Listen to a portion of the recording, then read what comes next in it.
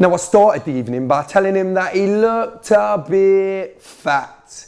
And he explained that. He said, well, every time I bone your missus, she gives me a donut, slut.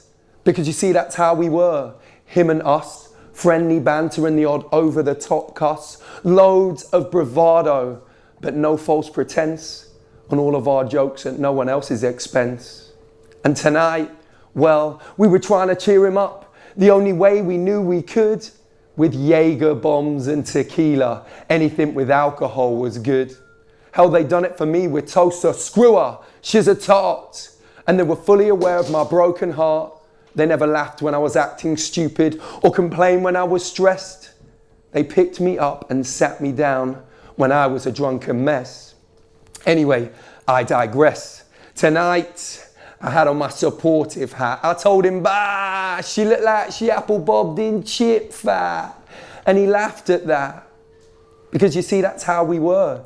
Him and me, him and us. Friendly banter and the odd over-the-top cuss. Loads of bravado, but no false pretense. And all of our jokes at no one else's expense. And maybe it's because we were blokes that we didn't show emotion, but I'm sure that through the commotion you could see that we cared. My mate stared into space, blank look on his face. That's how I knew no amount of cheap shots and bravado could change his mood. Switch tactics, say something crude. Because that's how we were. Him and me, him and us. Friendly banter and the odd over-the-top cuss. Loads of bravado, but no false pretense. And all of our jokes at no one else's expense.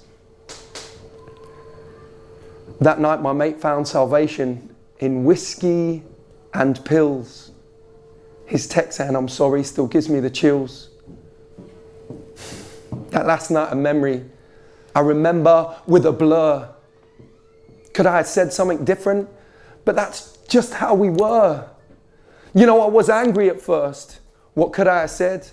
So he'd still be breathing and with me instead.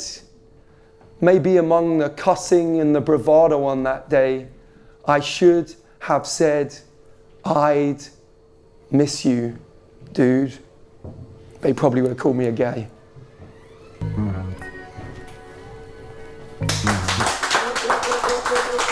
Mm.